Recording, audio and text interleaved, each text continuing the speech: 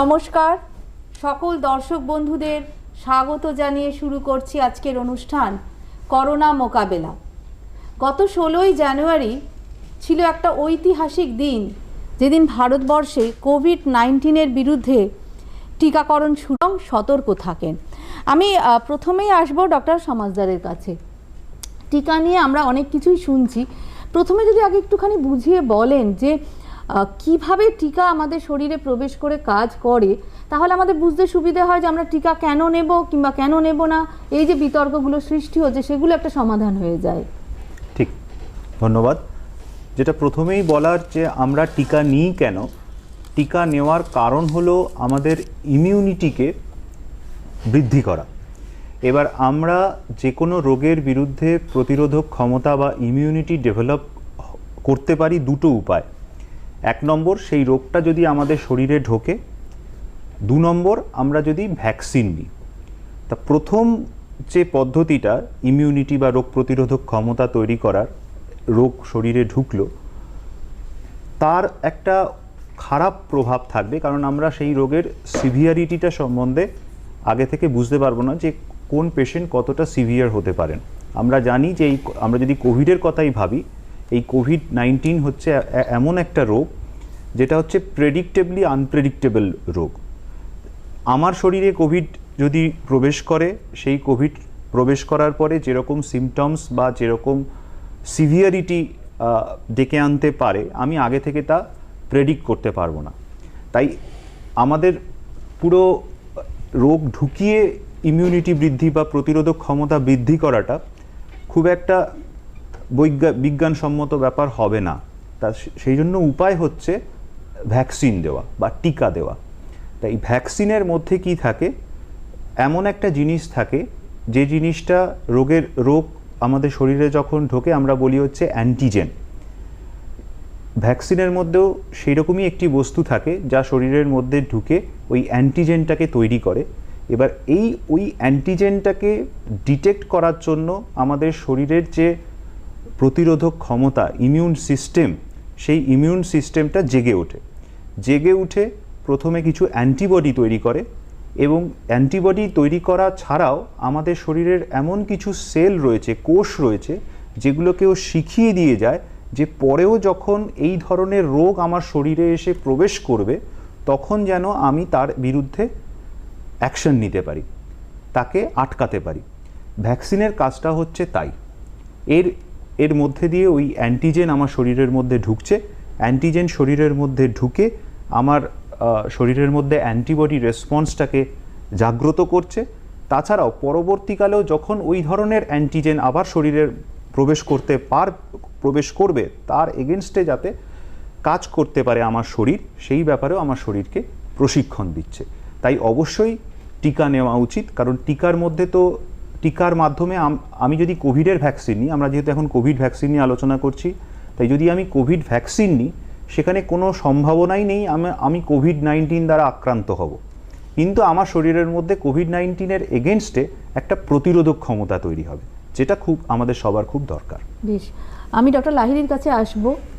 স্বাস্থ্যকর্মীদের তো টিকাকরণ শুরু হয়ে গেছে, এবং আমরা আজকে আপনাকে পেলাম যিনি টিকা নিয়ে একদম দূরদর্শনে চলে এসছেন। একটু আগে আপনি টিকা নিয়েছেন, কীরকম লাগছে আপনার টিকা নিয়ে? কতটা আশার আলো দেখতে পাচ্ছেন যে টিকা নিয়ে কি নির্মূল হয়ে যাবে এই প্যান্ডেমিক? দেখুন, চিকিৎসক ছাড়াও একজন মানুষ হিসেবে, একজন ইন্ডিভিজুয়াল হিসেবে বলি,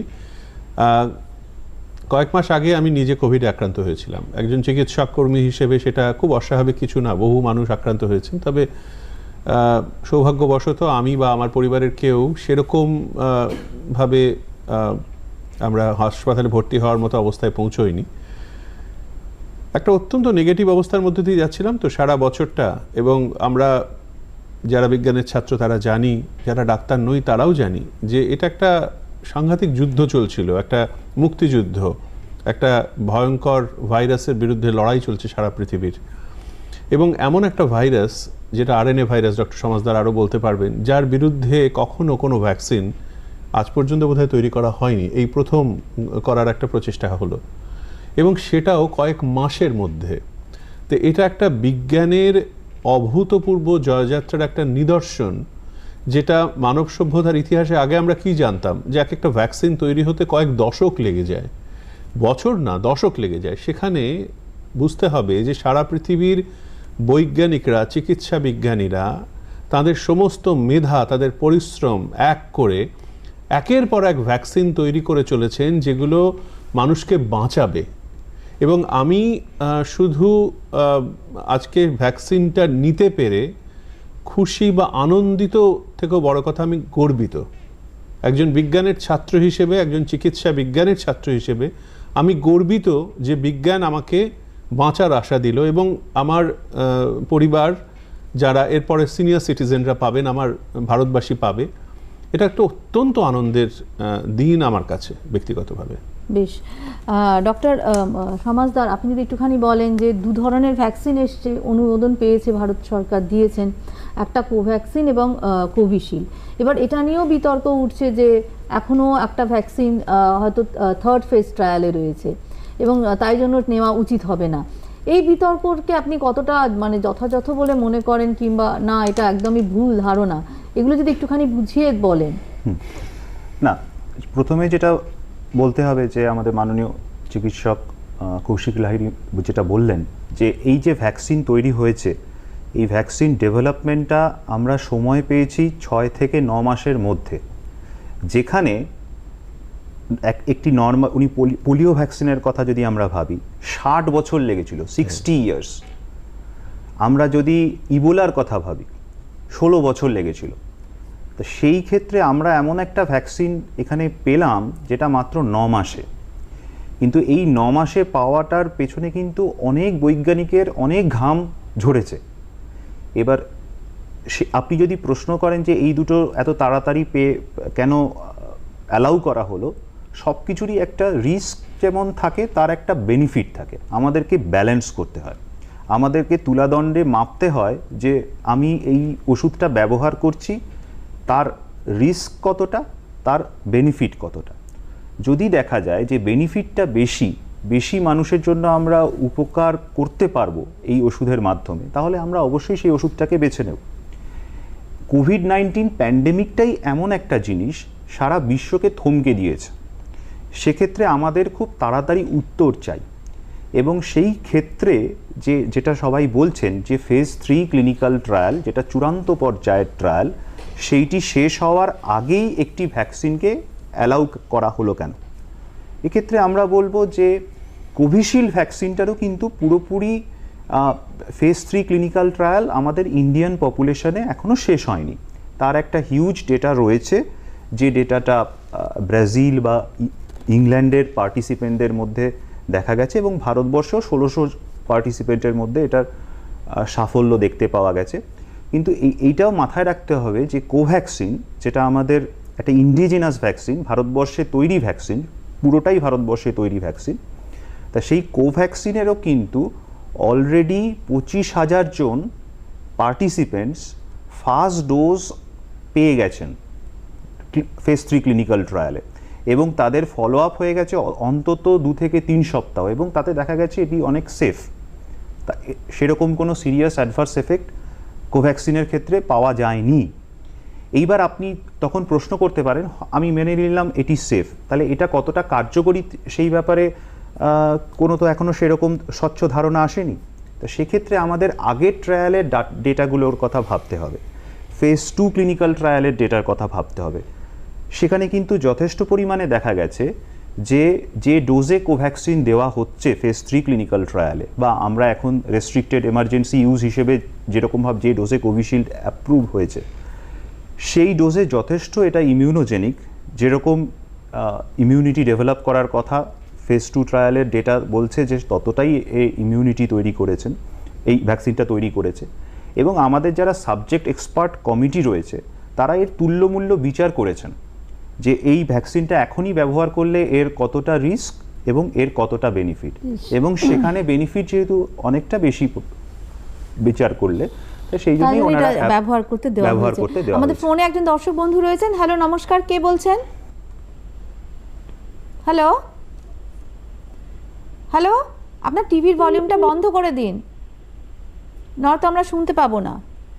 হ্যালো হ্যালো হ্যাঁ বলুন বলুন, শুনতে পাচ্ছি। হ্যালো হ্যাঁ বলুন, বলুন। শুনতে পাচ্ছি। হ্যালো হ্যাঁ আপনি বলুন, প্রশ্নটা বলুন। আমি ডক্টর সমাজের সঙ্গে একটু কথা বলতে পারি? হ্যাঁ বলুন, অবশ্যই। হ্যালো, নমস্কার ডাক্তারবাবু। আমি নমস্কার। প্রভাত চৌধুরী বলছি দমদম থেকে। বলুন। আমি 2017 সাল থেকে দুটো ভ্যাকসিন আমাকে দেখুন ডাক্তারবাবু, একটা ইনফ্লুয়েঞ্জা, একটা আপনার নিউমোনিয়া। আমি কি এই কোভিড ভ্যাকসিন নিতে পারবো? ধন্যবাদ, আপনি শুনতে থাকুন। ফোনে আরেকজন দর্শক বন্ধু আছেন। হ্যালো, নমস্কার, কে বলছেন?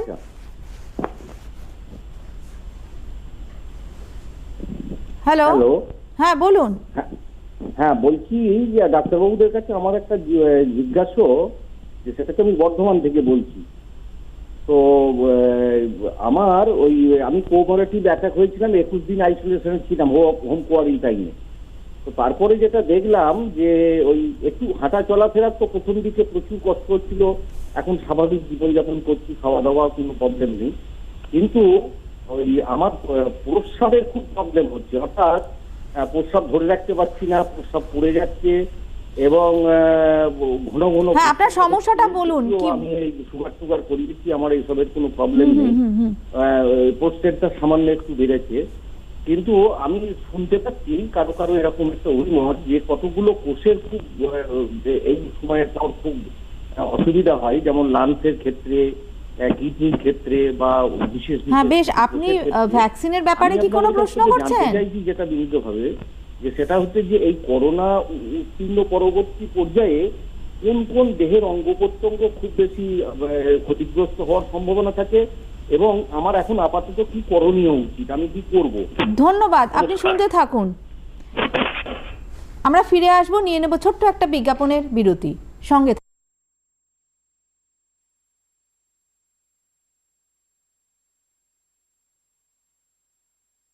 সবুজের পরিমাণ যত বাড়বে, পরিবেশের ঠিক ততটা উপকার হবে। হোম গার্ডেনিং শব্দটির সঙ্গে আপনার পরিচিত, তাই তো? কিন্তু আপনি কিভাবে হোম গার্ডেনিং করবেন, কোথায় কোথায় গেলে আপনি সঠিক পরামর্শ পাবেন, তার জন্য আপনাকে দেখতে হবে map of me TV show, প্রতিদিন সকাল 10:30টায় শুধুমাত্র ডিডি বাংলায়। আর আপনাকে যেখানে লগ ইন করতে হবে সেটি হচ্ছে www.mapofme.in। আর কুইজে উত্তর দিন আর জিতে যান অনেক আকর্ষণীয় পুরস্কার।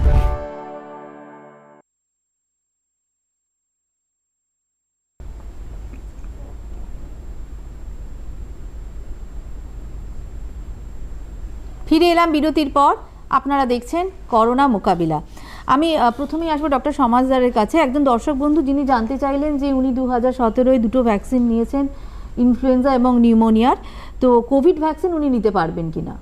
ঠিক, কোভিড ভ্যাকসিন নেওয়ার ক্ষেত্রে আপনার কোনো কন্ট্রাইন্ডিকেশন নেই, আপনি অবশ্যই নিতে পারবেন। এবং এটি আমরা আপাতত যে দুটি ভ্যাকসিন আমাদের ভারত সরকারের ড্রাগ নিয়ন্ত্রক সংস্থা দ্বারা অ্যাপ্রুভ, কোভ্যাক্সিন এবং কোভিশিল্ড, এই দুটি ভ্যাকসিনের ক্ষেত্রে আপনার কোনো আপত্তি নেই, কোনো কন্ট্রাইন্ডিকেশন নেই, আপনি নিতে পারবেন। বেশ, দ্বিতীয় প্রশ্ন যেটা দর্শক বন্ধু করেছেন, আমি আসবো ডক্টর লাহিড়ির কাছে। উনি বর্ধমান থেকে করেছেন যে ওনার কোভিড হয়েছিল এবং তাতে কিছু পার্শ্ব প্রতিক্রিয়াও হয়েছে, কিন্তু উনি যেটা জানতে চাইছেন যে কোভিডে ফুসফুস ছাড়া আর কোনো অঙ্গ প্রত্যঙ্গ কি ক্ষতি হয়? অবশ্যই। অ্যাকচুয়ালি কোভিডের পরে যেটা হয়, প্রদাহমূলক অসুখ শুধু ফুসফুস বলে নয়, নিউমোনাইটিস ছাড়াও অন্যান্য অনেক অঙ্গে, এবং এমনকি চোখেও আইরাইটিস হতে পারে। সমস্ত অর্গানেই কিছু না কিছু প্রদাহ হতে পারে। উনি বয়স্ক মানুষ, উনি যেটা বললেন ওনার প্রোস্টেটটা বড় আছে এবং প্রোস্টেটাইটিস হতেই পারে, এবং ওনার ইউরোলজিস্ট দেখানো উচিত। ওনার যে সমস্যাটার কথা উনি বললেন, উনি ধরে রাখতে পারছেন না, এবং সেটা ইনকন্টিনেন্স বলে আমাদের ভাষায়, ডাক্তারি ভাষায়, এবং সেটা কিন্তু একজন ইউরোলজিস্টের সঙ্গে যদি পরামর্শ নেন তাহলে কিন্তু উনি ঠিক হতে পারবেন, এবং এটা নিশ্চয়ই দীর্ঘস্থায়ী সমস্যা হওয়ার কথা নয় ওনার ক্ষেত্রে। বেশ, ডক্টর সমাজদার, এই যে একজন জিজ্ঞাসা করলেন উনি ভ্যাকসিন নিয়েছেন, ভ্যাকসিন নেবেন কিনা, এরকম অনেকের প্রশ্ন আছে, বিশেষ করে যারা ধরুন কেমোথেরাপি পাচ্ছে, ক্যান্সার পেশেন্ট, যাদের ধরুন ইমিউনোসাপ্রেসিভ ট্রিটমেন্ট চলছে, স্টেরয়েডে রয়েছে, কিংবা অন্য ইমিউনোমডুলেটর ওষুধ পাচ্ছে, সেই ক্ষেত্রে তাদের টিকাকরণ কি দেওয়া সম্ভব? ঠিক, খুব গুরুত্বপূর্ণ প্রশ্ন এটা। তা যেটা আমাদের মাথায় রাখতে হবে, এখনো পর্যন্ত যে গাইডলাইন বা এই দুটো ভ্যাকসিনের ক্ষেত্রে যে পরিষ্কার আমাদের বৈজ্ঞানিকদের অভিমত, তা সেখানে বলা হচ্ছে যে কোনো পেশেন্ট যদি ইমিউনোসাপ্রেস থাকেন, যেমন আপনি বললেন যে ক্যান্সার পেশেন্ট, একটু বেশি বয়স্ক পেশেন্ট, HIV পেশেন্ট, সেক্ষেত্রে কিন্তু কন্ট্রাইন্ডিকেশন নয় যে এই ভ্যাকসিন আমি নিতে পারবো না। কিন্তু কোভ্যাক্সিন যেটি হোল ভেরিয়ান্ট একটা ভ্যাকসিন, যেটা আমাদের ভারত বায়োটেকের তৈরি করা ভ্যাকসিন, সেক্ষেত্রে যেটা ইম্পর্টেন্ট আমাদের মাথায় রাখতে হবে যে যেসব পেশেন্টরা স্টেরয়েড অনেক দিন ধরে খাচ্ছেন, বা অনেক ক্ষেত্রে ওরা পরিষ্কারভাবে লিখে দিয়েছে যে ক্লোরোকুইন যদিও ইমিউনোসাপ্রেসেন্ট নয়, এটাকে আমরা বলি ইমিউনোমডিউলেটর। বিশেষ করে এই কোভিডের সময় আমরা অনেকেই হাইড্রক্সিক্লোরোকুইন ব্যবহার করেছি। সেক্ষেত্রে ওদের যে এখনো পর্যন্ত যে নির্দেশিকা, সেখানে পরিষ্কার বলা আছে যেসব পেশেন্টরা হাইড্রক্সিক্লোরোকুইন খাচ্ছেন বা ক্লোরোকুইন খাচ্ছেন, ওরা নির্দিষ্ট করে দিয়েছেন ক্লোরোকুইনকে, এবং অনেক দিন ধরে স্টেরয়েড খাচ্ছেন, তাদেরকে বলা হচ্ছে যে কোভ্যাক্সিন না নিতে। কিন্তু কোভিশিল্ডের ক্ষেত্রে সেরকম করে নির্দিষ্ট কিছু বলা নেই যে ইমিউনোসাপ্রেশন ড্রাগের মধ্যে রয়েছেন বা ক্যান্সার পেশেন্ট, তাদেরকে কোভিশিল্ড দেওয়া যাবে না, এরকম ব্যাপার নয়।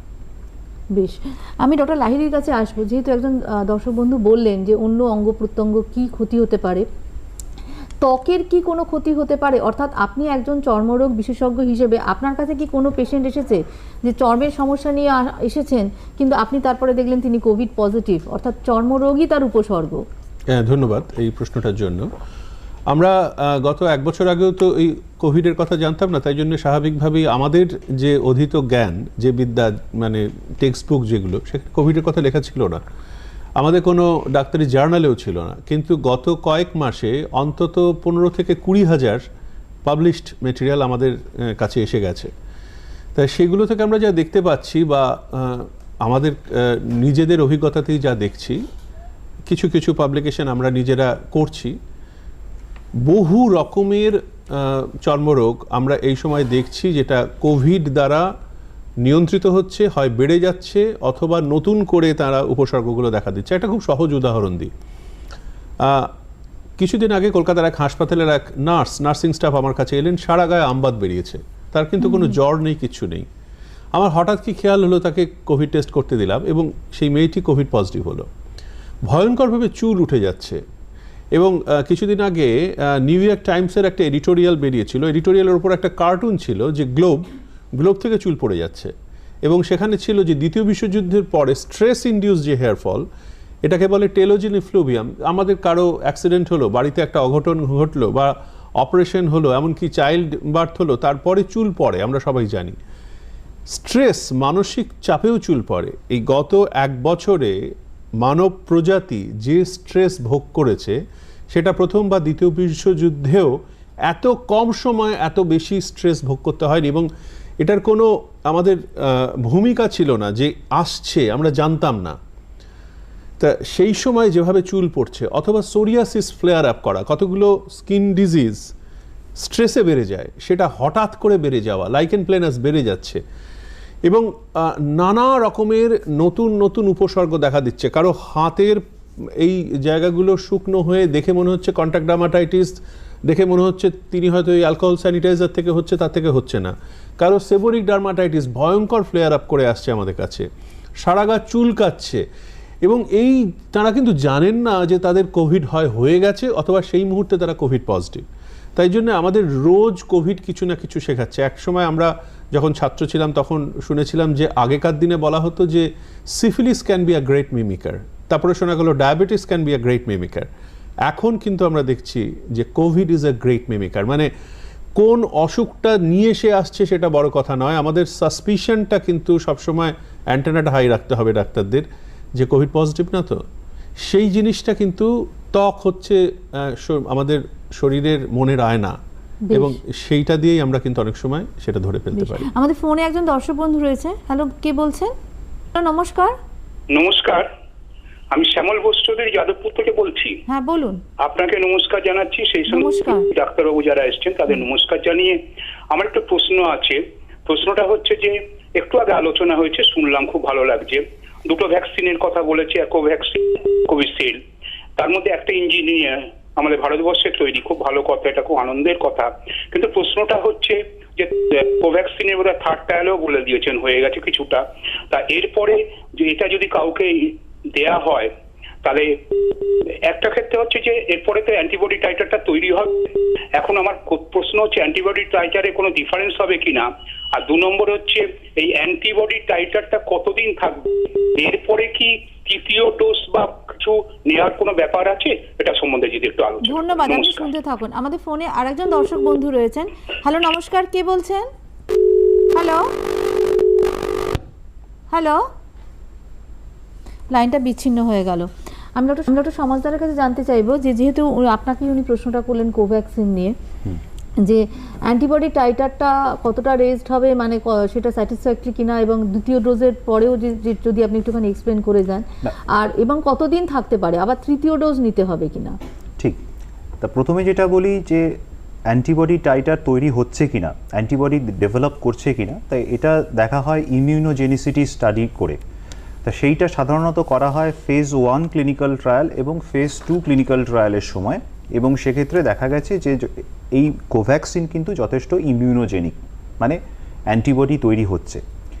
এক্ষেত্রে আরেকটা ইম্পর্টেন্ট কথা, বিশেষ করে কোভিড-19 ভ্যাকসিনের যখন চর্চা আমরা করব, তখন আমাদেরকে মাথায় রাখতে হবে আমাদের শরীরে যে ইমিউনিটি তৈরি হয় সেটাকে সাধারণত আমরা খুব সহজ ভাষায় বলতে গেলে 2 ভাগে ভাগ করতে পারি। এক ধরনের ইমিউনিটি যেটা আমার শরীরে একটি ইনফেকশন বা বাইরের বস্তু যখন ঢুকছে সঙ্গে সঙ্গে যে ইমিউনিটি তৈরি হয় সেটাকে বলা হয় এই অ্যান্টিবডি, ইমিডিয়েট অ্যান্টিবডি তৈরি, এবং আমরা বলতে পারি হিউমোরাল ইমিউনিটি। তারপরে যেটা হয় যে এর পরেও যদি কখনো ভাইরাস ঢোকে, সঙ্গে সঙ্গে আমাদের যেটা সেল মিডিয়েটেড ইমিউনিটি, সেই সেল মিডিয়েটেড ইমিউনিটি কিন্তু জেগে ওঠে এবং সেই ভাইরাসকে সঙ্গে সঙ্গে মেরে দেয়। কোভিডের ক্ষেত্রে কিন্তু সেল মিডিয়েটেড ইমিউনিটি খুব ইম্পর্টেন্ট, যেটা অনেক মানে পরবর্তী ক্ষেত্রেও যখনই ভাইরাস আমার শরীরে ঢুকবে তখন যাতে সে অ্যাক্টিভ হতে পারে।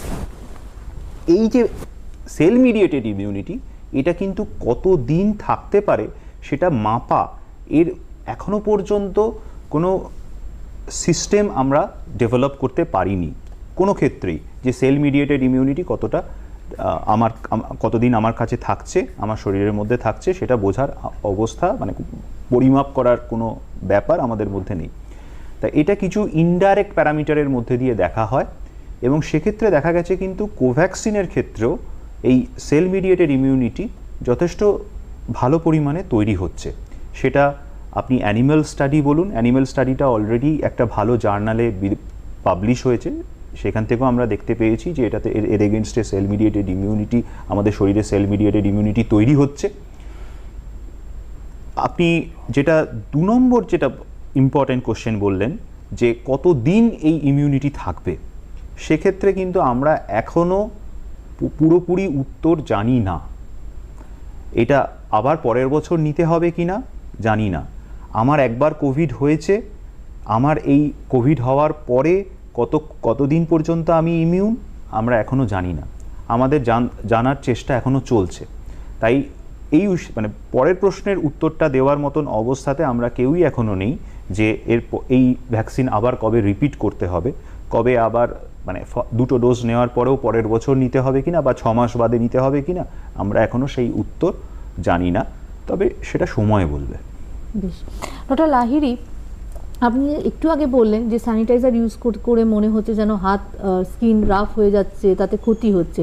তো এটা যে হচ্ছে এটা কিভাবে, মানে এটা কিন্তু অনেকের ক্ষেত্রেই হচ্ছে যে বারে বারে অ্যালকোহল স্যানিটাইজার কিংবা সোপ ওয়াটার ইউজ করলে হাতে বিভিন্ন ধরনের সমস্যা দেখা দিচ্ছে এবং অনেকে অনেক রকমের সংক্রমণ নিয়েও আসছেন। সেক্ষেত্রে তাদেরকে কি উপদেশ দেবেন? সমস্যাটা একমাত্রিক নয়, বহুমাত্রিক। কেন বলছি, এখানে অনেকেরই যেটা থাকে সেটা হচ্ছে একটা হাত ধোয়াধুয়ির বাতিক থাকে, এবং সেটা তারা কিন্তু আগে অ্যাওয়্যার ছিলেন না। যখনই এই কোভিডের সিচুয়েশনটা এসছে, এই সূচিবায়ুগ্রস্ততা অনেকের মধ্যে সেটা আনমাস্কড হচ্ছে প্রথমবার।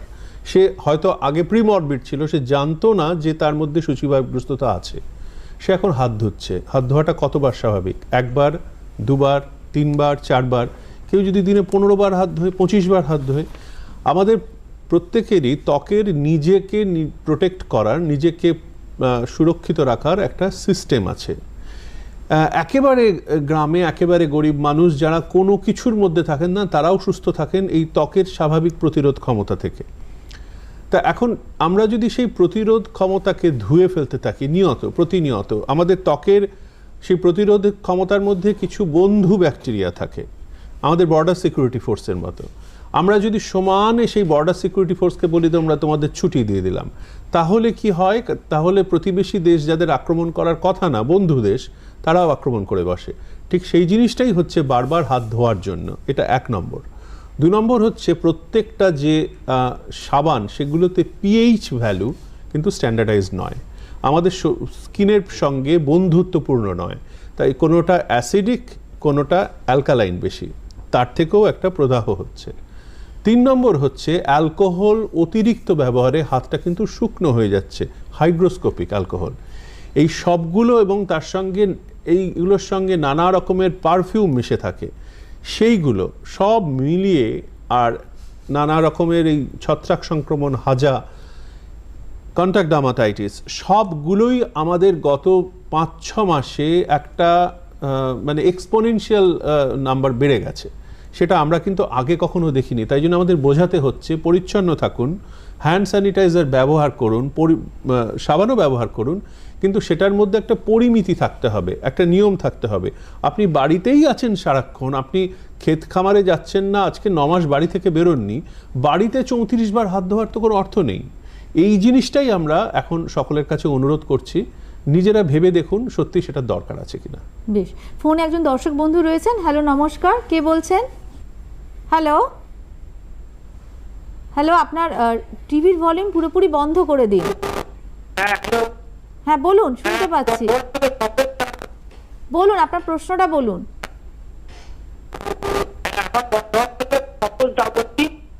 আপনার টিভির ভলিউমটা বন্ধ করে দিন, নয়তো আমরা কিচ্ছু শুনতে পাবো না। 2016 সালের মে মাসে আমি প্রিভেন্টার 30 নিউমোনিয়া ইনজেকশন নিয়েছিলাম, আর ভ্যাকসিন নিয়েছিলাম ইনফ্লুয়েঞ্জা। তাই ইনফ্লুয়েঞ্জা ইনজেকশনটা বরাবর নিয়ে যাচ্ছি। আমাকে কি নিউমোনিয়া ইনজেকশনটা নিতে হবে? 1 নম্বর। আর 2 নম্বর হচ্ছে আমি 2টো ইনজেকশন নিয়েছি, আমার হার্ট বাইপাস হয়েছে এবং লাংসের একটু ডিফেক্ট আছে, তো আমি কি এই কোভ্যাক্সিন বা কোভিশিল্ড নিতে পারবো? ধন্যবাদ, আপনি শুনতে থাকুন। ডক্টর সমাজদার একটু যদি বলে দেন। প্রথম যেটা উনি বললেন, সম্ভবত ফোনে আরেকজন দর্শক বন্ধু রয়েছেন। হ্যালো, নমস্কার, কে বলছেন? শুভ সন্ধ্যা। হ্যাঁ বলুন। শুভ সন্ধ্যা। আর আজকে দুজন কর্ণধারকে আমি সান্ধ্য শুভেচ্ছা এবং প্রণাম জানিয়ে আমি শ্রী কলোনি থেকে মানবেন্দ্র মুখোপাধ্যায়। আমার ডাক্তারবাবুর কাছে এটাই জিজ্ঞাসা, ভারতীয় তথ্য প্রযুক্তিতে তৈরি যে 2টো ভ্যাকসিন মানবদের ইমিউনিটি বা তৈরি করার জন্য যে প্রয়োগ করা হচ্ছে ভ্যাকসিন দুটো, এই 2টো ভ্যাকসিন কি সবার ক্ষেত্রে সমপরিমাণে ইমিউনিটি বা অ্যান্টিবডি তৈরি করবে না, মানে মানুষ অনুযায়ী যার যার শরীরে যেরকম রোগ আছে সেই অনুযায়ী ইমিউনিটি বা অ্যান্টিবডি তৈরি করবে? এটাই আমি ডাক্তার। ধন্যবাদ, আপনি শুনতে থাকুন। ওটা সমাজদার যদি একটু বলে দেন। যেটা প্রথম যে প্রশ্ন, যেটা যে উনি বললেন যে উনি মনে হয় প্রেভনার 13 নিয়েছিলেন। হ্যাঁ, এবং ইনফ্লুয়েঞ্জা নিয়েছেন। ইনফ্লুয়েঞ্জা ভ্যাকসিন তো প্রত্যেক বছর নিতে হবে, এটা গাইডলাইনেই রয়েছে। প্রেভনার 13 এর ক্ষেত্রে যদি ওনার বয়স 65 বছর হয়ে থাকে, উনি মনে হয় বললেন ওনার বয়স 72, তাহলে প্রেভনার 13 যদি একবার নেওয়া থাকে তাহলে আর নেওয়ার কোনো দরকার নেই। এবং উনার ক্ষেত্রে যেহেতু উনি একজন হাই রিস্ক পপুলেশন বললেন, ওনার কিছু কার্ডিওভাস্কুলার ডিজিজের কথা উনি বললেন, হার্টের সমস্যা আছে বললেন, তা সেক্ষেত্রে কোভিড ভ্যাকসিন কোনো কন্ট্রা ইন্ডিকেশন রয়েছে কিনা, এরকম কিন্তু কোনো কন্ট্রা ইন্ডিকেশন নেই। বরং এই হাই রিস্ক পপুলেশনের মধ্যে কিন্তু কোভিড-19 ভ্যাকসিন দেওয়া হচ্ছে, এবং সেক্ষেত্রেও দেখা গেছে যে এই ভ্যাকসিন সেফ এবং এফিকেশিয়াস। তাই আমার মনে হয় যখন সবার জন্য ভ্যাকসিন অ্যাভেলেবেল হবে, উনি ওনার নিয়ারেস্ট ডাক্তারবাবুর সঙ্গে বা ওনাকে যিনি চিকিৎসা করছেন তার সাথে কথা বলে এই ভ্যাকসিনও উনি নিতে পারবেন। হ্যাঁ, আর দ্বিতীয় যিনি ফোন করলেন যে অ্যান্টিবডি তৈরির ব্যাপারে, যে সবার ক্ষেত্রে সমানভাবে তৈরি করবে কিনা। প্রথম কথা হচ্ছে যে সবার বলতে এখানে একদম আমাদেরকে এখন যেটা রেস্ট্রিক্টেড রাখতে হবে সবার, 18 বছরের ওপর, বয়স 18 বছরের ওপর, আপার লিমিট কিছু নেই, 80 বছর, 85 বছর, 90 বছর আপার লিমিট যা কিছু হতে পারে। এটা গেল 1 নম্বর।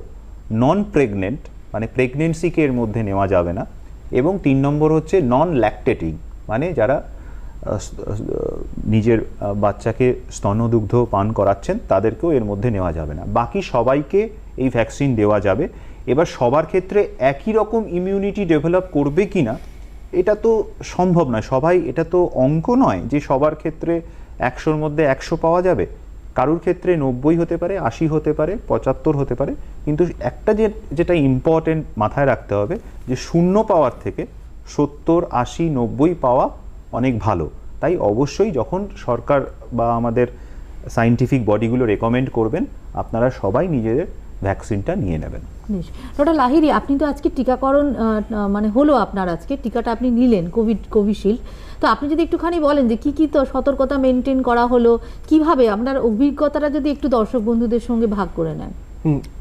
ধন্যবাদ। আমি যদিও একটি বেসরকারি হাসপাতালের সঙ্গে যুক্ত, কিন্তু আজকে আমার সরকারিভাবে আমার কাছে যে খবর পৌঁছলো সেটা হচ্ছে যে আমাদের যে পুরসভা, কলকাতা পুরসভার একটি নির্দিষ্ট বোর্ডতে আমাকে যেতে বলা হলো, এবং সেখানে আমি যাওয়ার পরে অত্যন্ত সুন্দর ব্যবস্থা, এবং আমি সত্যি মুগ্ধ হয়ে গেছি যে আমারই দেশের মানুষ এবং কিভাবে কত সুন্দরভাবে এই যুদ্ধে আমরা সামিল হয়েছি এবং কত ডিসিপ্লিনড ওয়েতে, কত মোটিভেটেডভাবে প্রত্যেকে সেটা করছি। প্রত্যেকের আমাদের ব্লাড প্রেশার দেখা, প্রত্যেকের নিখুঁত হিস্ট্রি নেওয়া, যে কার কোনো সমস্যা আছে কিনা, কোনো দিন ইনফেক্টেড হয়েছেন কিনা, সে সমস্ত স্বাভাবিক যে প্রশ্নগুলো সেগুলো হওয়ার পরে আমাদের যা দেওয়া হলো, এবং তারপরে আমাদের আধ ঘন্টা প্রত্যেককে অবজার্ভ করা হলো, এবং অবজার্ভ করার পরেও আবার পরীক্ষা করে দেখা হলো কারো কোনো অসুবিধা হচ্ছে কিনা, এবং তারপরে আমাদের ছাড়া হলো। এবং সেইটা প্রত্যেকের ক্ষেত্রেই কিন্তু একইভাবে নিয়মটা পালন করা হচ্ছে। তা আমি কলকাতা পুরসভা, আমাদের রাজ্য, ভারত সরকার সকলকে বলবো, এবং যারা এখনও এই ভ্যাকসিন নিয়ে দোলাচলে আছেন তাদের কাছে একটা কথা বলতে চাই। ভারত কিন্তু অত্যন্ত লাকি। এই মুহূর্তে আমরা প্রথম ওয়েভ থেকে একদম নিচে নেমে এসেছি, আমাদের রাজ্যও তাই। এবং সেটা কোনো রাজ্য বা কেন্দ্রের যে কেউ লুকোচ্ছে সেই ব্যাপারগুলো না, হাসপাতালে গেলেই বুঝতে পারবেন যে সত্যি সংক্রমণ কমে এসেছে। এই অবস্থাটা কিন্তু পৃথিবীর অনেক উন্নত দেশে সেই অবস্থা নয়। সেখানে সেকেন্ড ওয়েভ, থার্ড ওয়েভ, জাপানের কথা বলতে পারি, ছোট দেশ, ভয়ঙ্করভাবে থার্ড ওয়েভের পিকে তারা। আমেরিকাতে এই 8 তারিখে একদিনে 3,10,000 মানুষ সংক্রমিত হয়েছিলেন। একটা 28 কোটি দেশের মানুষের দেশ, 2.5 লক্ষ অন অ্যান অ্যাভারেজ আমেরিকাতে হচ্ছেনি। ব্রিটেনে, ব্রাজিলে, সব জায়গায় সেকেন্ড ওয়েভ ভয়ঙ্করভাবে এসছে। ভারতবর্ষ কিন্তু প্রথম ওয়েভের একেবারে নিচে এসে গেছে। ঠিক এই সময় ভারতবর্ষে ভ্যাকসিনেশনটা শুরু হলো। তাই জন্য আমাদের কিন্তু সারা পৃথিবীর বৈজ্ঞানিক মহল সকলে এক হয়ে ভ্যাকসিনটা নিতে বলছেন। এটা কোনো রাজ্য সরকার, কেন্দ্র সরকার, আপনার পাড়ার ডাক্তারবাবু বলছেন না, এটা সামগ্রিক চিকিৎসক সমাজ, বিজ্ঞানীরা সবাই বলছেন যে ভ্যাকসিনটা নেওয়া দরকার। সেখানে 10 লক্ষ মানুষের মধ্যে যদি 300 জন অসুস্থ হন, 2 জন মারা যান, যেতেই পারেন, কিন্তু সেই 10 লক্ষ মানুষ কিন্তু প্রোটেক্টেড হলেন। এই যে একটু আগে ডক্টর সমাজদার বলছিলেন যে রিস্ক বেনিফিট, বৃহত্তর লাভ কিন্তু আমাদের ভ্যাকসিন থেকে হবে। মনে রাখবেন যে 1919 সালে সেই যে আমাদের স্প্যানিশ ফ্লু, সেটা 4 বছর ধরে সারা পৃথিবীতে 30 থেকে 50 মিলিয়ন মানুষকে শেষ করেছিল। তখন কোনো ভ্যাকসিন ছিল না। তাই জন্য সেই অবস্থাটা যেন আমরা কখনো আর না ফিরে যাই। নিজেদের প্রয়োগ করুন, স্থির থাকুন এবং বিজ্ঞানের ওপর আস্থা রাখুন। নিশ্চয়ই আমরা এই ভয়ঙ্কর অবস্থা থেকে আমরা মুক্তি পাব। বেশ, ডক্টর সমাজদার, এই যে ডক্টর লাহিড়ী ভ্যাকসিনেশন মানে ওনার হলো, টিকাকরণ হলো, আপনিও হয়তো টিকা নিয়ে নেবেন এর মধ্যে। তো তাহলে মানে আপনারা যদি কোনো কোভিড পেশেন্টের সম্মুখীন হন, একদম যদি একদম কন্ট্যাক্টে চলে আসেন, তাহলে আপনাদের সংক্রমণের আর ভয় রইল না, মানে কোনো স্বাস্থ্যকর্মীরই আর ভয় রইল না যে সংক্রমণটা কি আর হবে না? না, এই আমার ভ্যাকসিন নেওয়া মানেই আমার সংক্রমণ হবে না, এই কথাটা ঠিক নয়। আমি ভ্যাকসিন নেওয়ার পরেও আমার সংক্রমণ হতে পারে, আমাকে সতর্কতা অবলম্বন করতে হবে। যেমন আমি উদাহরণ দিচ্ছি, আমরা যে কোভিশিল্ড ভ্যাকসিনটা ব্যবহার করছি এখন পশ্চিমবঙ্গে, সব আমাদের স্বাস্থ্যকর্মীরা নিচ্ছেন, সেই কোভিশিল্ড ভ্যাকসিনের দেখা গেছে একটা গড় এফিকেসি হচ্ছে 70%। তাহলে 70% যদি এফিকেসি হয়, তার মানে আমার কোভিড হওয়ার সম্ভাবনা কিন্তু 30% থেকেই যাচ্ছে ব্রডলি, আমি যদি বলি। তা সেক্ষেত্রে আমাকে যে অন্য সতর্কতাগুলো, যেমন হাত ধোয়ার, বিশেষ বিশেষ ক্ষেত্রে হাত ধোয়া, মাস্ক ব্যবহার করা, দূরত্ব মেনটেন করা, যেগুলো আমরা মেনে চলছিলাম সেগুলো কিন্তু আমরা মেনে চলবো। কিন্তু এই ভ্যাকসিনটা নেওয়ার জন্য আমার যেটা এক্সট্রা বেনিফিট হলো এই যে 70% এফিকেসি, তা এইটাকে আমাদেরকে মাথায় রাখতে হবে। যতক্ষণ পর্যন্ত না আমাদের 70 থেকে 75%, এটা বৈজ্ঞানিকদের একটা ম্যাথমেটিক্যাল মডেল বলছে যে 70 থেকে 75% পপুলেশন ভ্যাকসিন পাচ্ছে, ততক্ষণ পর্যন্ত কিন্তু হার্ড ইমিউনিটি ডেভেলপ করবে না। এবার যতক্ষণ পর্যন্ত না হার্ড ইমিউনিটি ডেভেলপ করবে, ততক্ষণ পর্যন্ত কিন্তু যথেচ্ছাচার করাটা ঠিক হবে না, আমাদেরকে সতর্ক থাকতে হবে। তবে অবশ্যই অবশ্যই যেটা ডক্টর লাহিড়ী বললেন যে আমাদের সবাইকে ভ্যাকসিন নিতে হবে। বেশ, ডক্টর লাহিড়ী, আপনারা তো মানে চিকিৎসা করার সময় যাদের ত্বকের সমস্যা রয়েছে তাদেরকে অনেকেই স্টেরয়েড অয়েনমেন্ট লং টার্ম দেন, আবার কাউকে ওরাল বিভিন্ন ইমিউনোমডুলেটর মেডিসিন দেন। সেই ক্ষেত্রে ভ্যাকসিনেশন কি নেওয়া সম্ভব? কারণ অনেক লং টার্ম স্টেরয়েড নিলে অনেক সময় বডির প্যারামিটার চেঞ্জ হয়ে যায়, স্কিন অনেক সময় একটুখানি পরিবর্তন হয়, সেক্ষেত্রে টিকাকরণ নিলে কি কোনো সমস্যা হতে পারে এই কোভিড ভ্যাকসিন নিলে? ডক্টর সমাজদার এটার খানিকটা উত্তর দিয়েছেন। ত্বকের ওপর স্টেরয়েড ব্যবহার এখন লক্ষণীয়ভাবে কমে এসছে সারা পৃথিবীতে, তার কারণ স্টেরয়েডের যে যুগ সেটা আস্তে আস্তে চলে যাচ্ছে এবং বিভিন্ন রকমের নন স্টেরয়েডাল যে ইমিউনোমডুলেটর, টপিক্যাল ক্যালসিনিউরিন ইনহিবিটর, সেগুলোর এখন যুগ এসেছে এবং সেগুলোতে সত্যি কথা বলতে কি স্টেরয়েডের যে কুফলগুলো সেগুলো অতটা আমরা পাই না। স্টেরয়েড সাধারণভাবে সেই পারমাণবিক অস্ত্রের মতো যদি সুচিন্তিতভাবে প্রয়োগ করা হয় তাহলে সারা কৃষ্ণ মহাদেশে বা গরিব জায়গাতেও আমরা খুব অল্প পয়সায় বিদ্যুৎ আনতে পারি, কিন্তু খারাপভাবে প্রয়োগ করলে হিরোশিমা ডেকে আনতে পারি। স্টেরয়েডটা হচ্ছে ঠিক সেরকম জিনিস। যে ত্বকের অনেকগুলো ইমিউন মডুলেটর ব্যবহার হয়, যেমন সাইক্লোস্পোরিন ব্যবহার করা হয়, মিথোট্রিক্সেট ব্যবহার করা হয়, এছাড়া আরও অনেক রকম জিনিস ব্যবহার করা হয়। তা সেইগুলোর মধ্যে আজকাল যে বায়োলজিক্স ব্যবহার করা হচ্ছে, সোরিয়াসিসে ব্যবহার করতে হয়, আমাদের ভিটিলিগোতে ব্যবহার করতে হয়, যে ইমিউনোবুলাস ডিসঅর্ডার বিভিন্ন রকম পেমফিগাস সেগুলোতে ব্যবহার করতে হয়, তারা কি নিতে পারবেন? যারা দীর্ঘদিন ধরে স্টেরয়েড ব্যবহার করছেন তাদের ক্ষেত্রে সমস্যা হতে পারে, যেটা ডক্টর সমাজদার বললেন। কিন্তু আমাদের যেগুলো অত্যাধুনিক বায়োলজিক্যাল যেগুলো ব্যবহার করা হচ্ছে, চিকিৎসা বিজ্ঞানীরা মনে করছেন তাদের ক্ষেত্রে সত্যি কোনো সমস্যা নেই। এবং এমনকি সাইক্লোস্পোরিনও যারা ব্যবহার করছেন ইয়ের জন্য, সোরিয়াসিস বা অন্যান্য কোনো ইমিউন মডুলেটেড অসুখের জন্য, তাদের ক্ষেত্রেও কোনো সমস্যা নেই।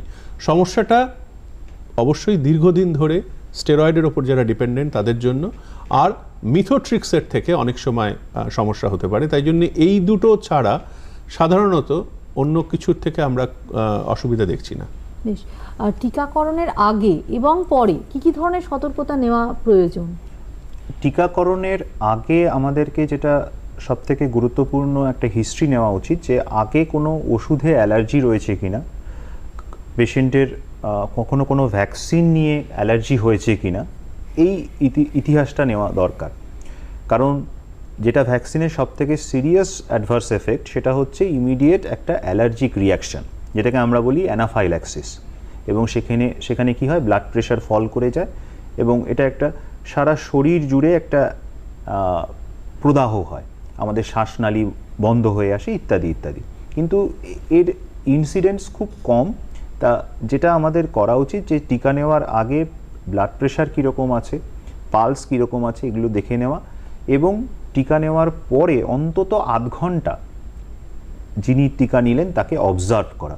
কারণ এই অ্যানাফাইল্যাক্সিস হওয়ার সম্ভাবনাটা কিন্তু এই আধ ঘন্টাতেই বেশি থাকে, তারপরে আধ ঘন্টা পেরিয়ে গেলে আর অ্যানাফাইল্যাক্সিস হওয়ার কথা নয়। আরেকটা যেটা ইম্পর্টেন্ট, এটা আমরা তো সবে প্রথম ভ্যাকসিন এখন এখানে বেশিরভাগ মানুষ নিয়েছেন, এখনও দ্বিতীয় ভ্যাকসিন কেউ নেননি। এই অ্যানাফাইল্যাক্সিসের চান্স কিন্তু সেকেন্ড ভ্যাকসিনের সময় বেশি। তাই প্রথম ভ্যাকসিনে যদি সামান্য কিছু অ্যালার্জিক রিয়াকশন হয়েও থাকে, তাকে কিন্তু অনেক বেশি সতর্ক হতে হবে দ্বিতীয় ভ্যাকসিন নেওয়ার সময়। তা যিনি ভ্যাকসিন দিচ্ছেন তাকে সেটা জানাতে হবে যে আমার কিন্তু প্রথম ভ্যাকসিন নেওয়ার সময় এরকম ঘটনা ঘটেছিল। একটু অ্যালার্জি হয়েছিল, একটু ইচিং হয়েছিল, এটা আমাকে জানাতে হবে যিনি ভ্যাকসিন দিচ্ছেন, যাতে আমাকে যিনি ভ্যাকসিন দিচ্ছেন তিনি সেই সতর্কতাটা এবং সেই ওষুধগুলো রেডি রাখতে পারেন যে আমার যদি অ্যানাফাইল্যাক্সিস হয় ইমিডিয়েট যাতে ট্রিটমেন্ট করতে পারেন, ইমিডিয়েট যাতে ইঞ্জেকশন দিতে পারেন এবং অন্যান্য চিকিৎসা করতে পারেন। তাই এই ব্যাপারটা খেয়াল রাখতে হবে। এবং বারবার আমি বলছি যে দ্বিতীয় ভ্যাকসিনের সময় কিন্তু এই অ্যানাফাইল্যাক্সিসের চান্স বেশি, সেই সময় প্রত্যেকেই যারা ভ্যাকসিন নেবেন আর কি তারা যেন সতর্ক থাকেন। এছাড়া এই ভ্যাকসিন, সব ভ্যাকসিনেই যে সাইড এফেক্টগুলো হয়ে থাকে, যেমন যেখানে ভ্যাকসিন দেওয়া হলো সেই জায়গাতে একটু প্রদাহ হওয়া, সেই জায়গাটা ফুলে যাওয়া, সে ব্যথা হওয়া, একটু জ্বর আসা, উইকনেস, একটু বেশি বেশি ঘুম পাওয়া, এইগুলো একটু থাকতে পারে 3-4 দিন, তারপর আস্তে আস্তে ঠিক হয়ে যাবে। এবং দেখা গেছে যে কোভিশিল্ডের ক্ষেত্রে প্যারাসিটামল দিয়ে এই ধরনের সিমটমস খুব সহজেই ঠিক হয়ে যাচ্ছে। এবং আপনারা খুব শুনলে খুশি হবেন যে প্রায় তো 4.5 লক্ষ হেলথ কেয়ার প্রফেশনাল অলরেডি পেয়ে গেছেন। এবং এই 4.5 লক্ষ হেলথ কেয়ার প্রফেশনালের মধ্যে মাত্র 800 জন ক্ষেত্রে কিছু অ্যাডভার্স এফেক্ট হয়েছে। এবং 800 জন অ্যাডভার্স এফেক্ট হয়েছে মানে লোকাল ব্যথা হয়েছে, জ্বর হয়েছে ইত্যাদি, যেগুলো AEFI আমরা বলি, অ্যাডভার্স ইভেন্ট ফলোয়িং ইমিউনাইজেশন, সেই AEFI হয়েছে এরকম প্রায় 800-850 জন। 4.5 লোকজনের মধ্যে যদি আমরা মাত্র 850টি AEFI রিপোর্ট পাই, তার মানে বুঝতে পারছেন যে এটা কতটা রেয়ার। এবং এখনো পর্যন্ত কারোর অ্যানাফাইল্যাক্সিস রিপোর্টেড হয়নি।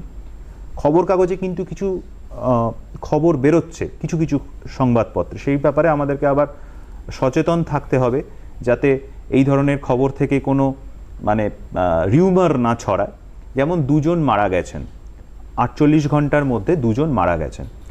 এই 2 জনের ক্ষেত্রে কিন্তু পোস্টমর্টেম হয়েছে এবং পোস্টমর্টেম হওয়ার পরে এটা পরিষ্কার হয়ে গেছে যে ভ্যাকসিনের সঙ্গে এই মৃত্যুর কোনো কজালিটি নেই। তাই এই ব্যাপারগুলো আমাদের দেখতে হবে যাতে অহেতুক কোনো রিউমার না ছড়ায়। তা আদারওয়াইজ আমাদেরকে অবশ্যই চোখ কান খোলা রাখতে হবে, ভিজিলেন্ট হতে হবে। কিন্তু আবারও বলি যে কোনো রকম বিভ্রান্তিমূলক খবর যাতে প্রচার না পায় সেই ব্যাপারেও আমাদের খুব যত্নশীল হতে হবে। একটা কথা বলি, সেটা হচ্ছে যে এটা তো সোশ্যাল মিডিয়ার যুগের প্রথম প্যান্ডেমিক, যেটা 1918-19 সালে যেটা করা হয়েছিল, পৃথিবীর কোনো জায়গায় খবরের কাগজে বেরোতো না। স্পেনে বেরোতো, তার জন্য স্প্যানিশ ফ্লু সারা পৃথিবীতেই হয়েছিল, কিন্তু শুধু স্পেনের ফ্লু ছিল না। কিন্তু এবার যেটা হলো, হোয়াটসঅ্যাপ এবং ফেসবুকের জন্য একটা ইনফোডেমিকও হয়েছিল। সেই ইনফোডেমিকটা এখনও চলছে, সেটা আসল প্যান্ডেমিকের থেকে বেশি ক্ষতিকর। প্রত্যেকেই কোভিড বিশারদ হয়ে এই সম্বন্ধে জ্ঞান বিতরণ করছেন এবং সেই একই জিনিস কিন্তু এই ভ্যাকসিন নিয়েও একটা অকারণ দুশ্চিন্তা তৈরি করা হচ্ছে। বেশ, আমাদের ফোনে একজন দর্শক বন্ধু রয়েছেন। হ্যালো, নমস্কার, কে বল? আমি একজন ক্যান্সার সার্ভাইভার। আমার ক্যান্সার হয়েছিল 10 বছর আগে। তা আমার আবার আইজিটা বেশ 133 এরকমই ম্যাক্সিমাম সময় থাকে, সবসময় অ্যালার্জি খেতে হয়। তো আমার যদি নেওয়ার ব্যাপার হয়, ফুডে অ্যালার্জি আছে কতগুলো, আর কতগুলো কন্ট্যাক্ট অ্যালার্জি। তা আমি কি নিলে কি আমার কিছু রিপারকেশন হবে কি কিছু একটা, সেটা যদি বলেন। ধন্যবাদ, আপনি শুনতে থাকুন। ডক্টর সমাজদার বলুন। যেটা ইম্পর্টেন্ট, যেটা বললেন, যারা অলরেডি অ্যালার্জিক ইন্ডিভিজুয়াল বা আমরা বলি অ্যাটোপিক ইন্ডিভিজুয়াল, যাদের অ্যাজমা রয়েছে বা ডক্টর লাহিড়ী এরকম পেশেন্ট দেখেন, অ্যাটোপিক ডার্মাটাইটিস রয়েছে, এই ধরনের রুগী যাদের অ্যালার্জি অলরেডি রয়েছে, তাদের ক্ষেত্রে আরও অ্যানাফাইল্যাক্সিসের চান্সটা কিছুটা বেশি। যাদের অ্যালার্জি নেই তাদের থেকে যাদের অ্যালার্জি আছে তাদের অ্যানাফাইল্যাক্সিসের চান্স একটু বেশি। তাই তাদের ক্ষেত্রে আমরা যেটা বললাম যে 30 মিনিট অপেক্ষা করব, তাদের ক্ষেত্রে হয়তো আমরা ওটাকে 1 ঘন্টা অপেক্ষা করব বা 2 ঘন্টা অপেক্ষা করব। আমাদের যে ওয়েটিং রুমে ভ্যাকসিন দেওয়ার পরে রাখা হচ্ছে তাদেরকে 2 ঘন্টা খুব কেয়ারফুলি অবজার্ভ করব। আমার মনে হয় সেটা যদি আমরা করতে পারি তাহলে এই ধরনের পেশেন্টদেরকেও আমরা কোভিড-19 ভ্যাকসিন দিতে পারবো। তবে আবারও বলি যে যেটা ভ্যাকসিন রিলেটেড যে রিয়াকশান বা অ্যানাফাইল্যাক্সিস, এটা খুবই রেয়ার এবং তার সাথেও এটা যদি আমরা ইমিডিয়েট বা প্রম্পট আইডেন্টিফিকেশন করতে পারি যে এই অ্যানাফাইল্যাক্সিস হচ্ছে এবং সঙ্গে সঙ্গে যদি আমরা ট্রিটমেন্ট করতে পারি, প্রম্পট ট্রিটমেন্ট ইনিশিয়েট করতে পারি, তাহলে কিন্তু অ্যানাফাইল্যাক্সিস একেবারেই ফ্যাটাল নয়। অ্যানাফাইল্যাক্সিস টোটালি কিউরেবল, তাই ভয়ের কিচ্ছু নেই। আপনারা অযথা ভয় পাবেন না। তবে একটু সতর্ক থাকবেন। বেশ, ওটা লাহিড়ী যদি মানুষকে কি বার্তা দেবেন সেটা যদি একটু বলেন, আর যদি একটা পাঠ করে একটুখানি শোনান। না, পাঠ করার সত্যি এখন সময় নেই বা এখন মানসিকতাও নেই। একটাই কথা বলবো, সেটা হচ্ছে বিজ্ঞানের উপর আস্থা রাখুন, যেটা আমি বলেছি। মনে রাখবেন গত কয়েক মাস ধরে এই পুরো প্যান্ডেমিকের সময় কোনো তথাকথিত ধর্মস্থানের দরজা কিন্তু খোলা ছিল না। যেটা খোলা ছিল সেটা হচ্ছে সমস্ত হাসপাতালগুলো। এই সময় আমাদের পাশে কিন্তু ধর্মগুরুরা এসে দাঁড়িয়ে আশীর্বাদ করেননি। যারা করেছিলেন তাদের সকলের সাদা অ্যাপ্রন পরা আমাদের হাসপাতালের কর্মীরা, নার্সরা, ডাক্তারবাবুরা। তাই জন্য এই প্যান্ডেমিকের সময় যেটা আরেকটা খুব দুঃখজনক ঘটনা হয়েছে, আমরা কাঁসর ঘণ্টা বাজিয়েছি, আমরা পুষ্পবৃষ্টি করেছি, কিন্তু ঠিক সেইভাবেই আমরা সেই চিকিৎসক বা নার্সকে যারা ডিউটি থেকে ফিরেছেন তাদের বাড়িতে ঢুকতেও বাধা দিয়েছি। এই জিনিসটা অত্যন্ত বেদনাদায়ক চিকিৎসা সমাজের পক্ষ থেকে। এই জিনিসটা যেন কখনো না হয়। মনে রাখবেন, শেষ পর্যন্ত কিন্তু বিজ্ঞান আপনার পাশে দাঁড়াবে এবং অসুস্থ হলে চিকিৎসক এবং চিকিৎসা কর্মীরাই কিন্তু আপনাকে বাঁচিয়ে তুলতে পারেন। বেশ, দর্শক বন্ধুরা, আপনারা শুনলেন যে পুরো 1 বছর প্রায় লড়াইয়ের পর আমরা এই অন্ধকার সুড়ঙ্গের মধ্যে আলোর রেখা দেখতে পাচ্ছি। ডক্টর লাহিড়ী, ডক্টর সমাজদার, আপনাদের দুজনকেই অসংখ্য ধন্যবাদ আমাদের এখানে সময় দেওয়ার জন্য। দর্শক বন্ধুরা, সুস্থ থাকুন, ভালো থাকুন, নমস্কার।